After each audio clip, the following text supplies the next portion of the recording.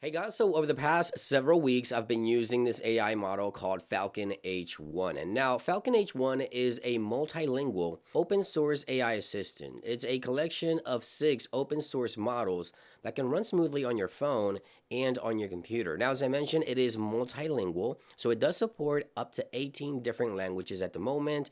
And what's best about this AI assistant is that it is completely free, no monthly subscription. So if you want to create an account and try it out for yourself, of course, I'll link it in the description down below. But today I wanted to share my experience of the Falcon H1 AI assistant over the past several weeks. So let's go ahead and dive right in. All right, so I would say that for the most part, most of us use AI assistants to get answers to questions. And I want to start off with that because as you can see right here, I asked the AI a specific question, but not only did I get the answer, but I also got a detailed explanation on how it got to the actual conclusion, specifically this question here, which has to do with information in regards to heart rate, which it requires a broader explanation. And I really like how it detailed everything. As you can see right here, I asked the chatbot, what is the average walk-in heart rate for a 40-year-old man? And obviously, this is always going to depend on factors such as health, weight, terrain, pace, and things of that nature.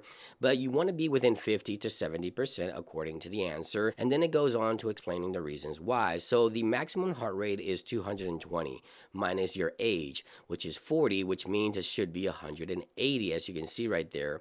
Now, if you want to stay within 50 to 70%, it's going to be either 90 or 126. On an average walk, I should be within that range, and I like the detailed explanation on how we got there. So that's one of the things I found that's very useful about the Falcon H1, the way it provides the answers when you ask a question. Now, as I mentioned, the Falcon H1 is multilingual, and I really enjoy the fact that I don't have to tamper with any settings to ask a question in a different language. So for example, if I ask something in English, let's ask, who's the CEO of Apple?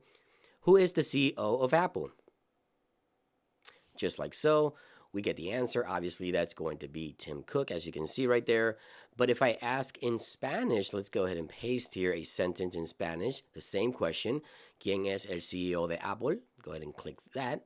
And you see right there, I get the answer in Spanish. So I don't have to tamper with any settings. I can ask in any language, up to 18 different languages that are supported. I can go ahead and copy, edit, redo the response, like or dislike the response. But it did a perfect job right there describing who's the CEO of Apple, English and Spanish. Again, no settings to tamper with. I think this is a pretty cool feature built into this model as well. Now, of course, you can also use the Falcon H1 as a writing tool. So I did use it to compose a professional business email here on YouTube. So I typed in my YouTube username and of course my subscriber count.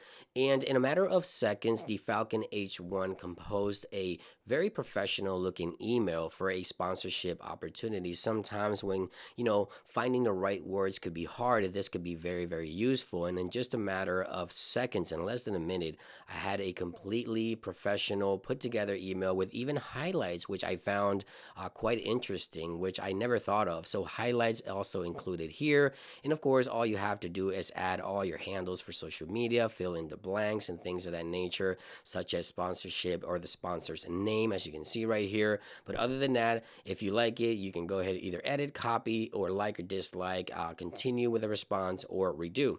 So obviously, I like the way this email was composed. So I'm going to copy here and then paste it into the email field.